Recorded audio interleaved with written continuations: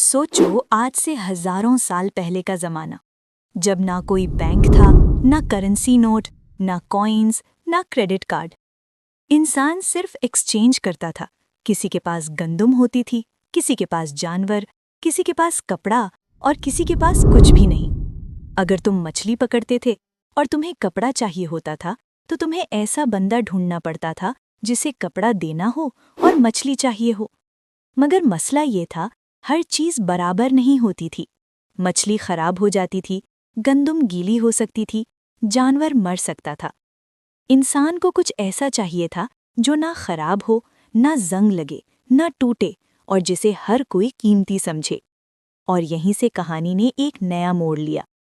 जमीन के अंदर से एक चीज मिली, चमकदार, सॉफ्ट और अजीब सी खूबसूरत, गोल्ड।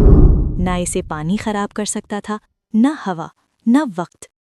1000 साल जमीन में पड़ा रहे, फिर भी वैसा का वैसा। लोगों ने महसूस किया कि ये सिर्फ खूबसूरत नहीं, बल्कि ताकत है।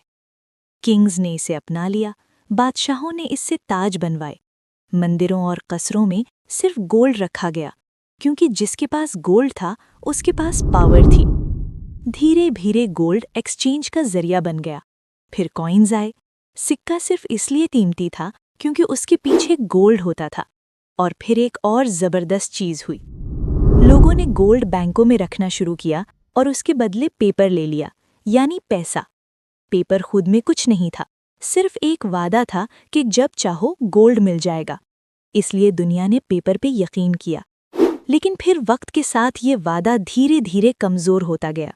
गवर्नमेंट्स ने ज्यादा पैसा छापना शुरू कर दिया, बिना इतना गोल्ड रखे, और यहीं से इन्फ्लेशन पैदा हुई। पेपर नोट गिरता गया, गोल्ड वैसा का वैसा रहा।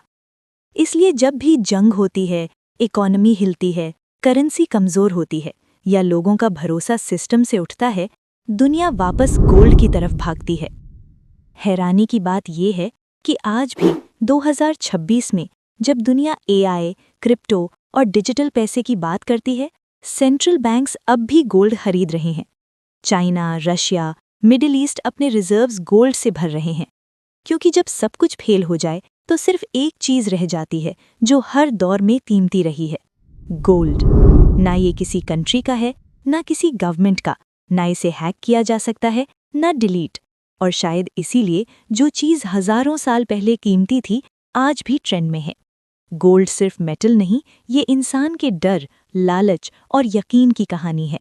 और जब तक दुनिया में अनसर्टेनिटी रहेगी, गोल्ड की वैल्यू कभी खत्म नहीं होगी।